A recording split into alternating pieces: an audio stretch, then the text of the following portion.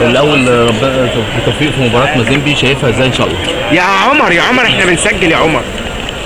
مفيش ماتش قوي الحمد لله ربنا كرمنا الماتش اللي فات لما تروح لهم وتعمل 3 بونت واول مجموعه، حتى لو فرق اهداف او الكلام ده بس حاجه معنويه. فده حاجه كويسه ان شاء الله، ربنا يكرمنا نقدر نطلع بنتيجه ايجابيه، لان النتيجه الايجابيه معناها ان احنا ان شاء الله يعني قطعنا شوط كبير ان احنا نصعد ان شاء الله، لان عندك بعد كده ماتشين على ملعبك جاي لك مازيمبي وفيتا. فنتمنى ان شاء الله ان احنا يعني احنا مركزين، بس يبقى توفيق ربنا يعني. طيب انت لعبت قبل كده مع فيتا وشفت الاجواء بتاعتهم الملعب بتاع مازيمبي قصدي انا اسمه مازيمبي، الموضوع ده مثلا يليقوا او الطقس هناك بيبقى حراره عاليه والملعب مش قد كده، عليك انت ايه على الامور دي؟ لا احنا لعبنا قبل كده في مازيمبي وملعب كويس جدا على فكره، من احسن الملاعب اللي في افريقيا نلعب عليها. هم فريق محترم وعلى ملعبهم بيبقوا اقوياء جدا جدا يعني. الماتش بيبقى صعب، لكن احنا ان شاء الله مركزين والفرقه كلها مركزه، ويبقى ان شاء الله يعني توفيق ربنا ان شاء الله يبقى معانا ان شاء الله. كابتن محمود، كاس العالم هيبتدي وانتوا هتكونوا خارج مصر والفتره الجايه، انت شايف مشاركه المنتخب الجزائري فرصه؟ اتمنى منتخب الجزائر يعني هو الممثل الوحيد للعرب، اتمنى له طبعا كل التوفيق و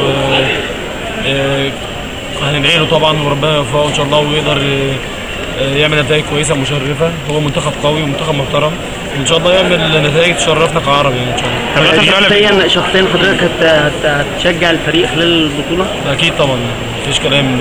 عاوزين نسمع منك هنشجع الجزائر. لا اكيد طبعا كلنا هنشجع الجزائر في كاس العالم ان شاء الله. طب غياب ياسر يا كابتن، غياب ياسر ابراهيم من اللعيبه المهمه والمؤثره. اتمنى له الاول ان ربنا يشفيه ان شاء الله واكيد لعيب مؤثر، لانه يعني الفتره اللي فاتت هو بيلعب اساسي بصفه دايما، لكن الزمالك دايما يعني الموجودين كتير واللعيبه الجاهزه كتير واللي قاعد احتياطي يعني اللي بعيد بيبقى احسن من اللي بيلعب. فان شاء الله الموجود ده يعني ان شاء الله عندك يعني صلاح سليمان قادر على ان هو يسد مكان ياسر ابراهيم مع صلاح ما بعدش عن الملعب صلاح الفتره اللي فاتت يعني بعد شويه وبيلعب شويه، لكن اللاعب طبعا كويس فاي حد هيلعب ان شاء الله يبقى كويس ان شاء الله. اللعب بطريقه 3-5-2 الجديده دي لا حاجه لسه كابتن ميدو هيقعد وهيشوف والانسب واللي هو شايفه انسب لنا هنلعبه. طيب انت شايف ايه المختلف في فريق مازيمبي اللي هو اللي هتلعبوه كمان يومين؟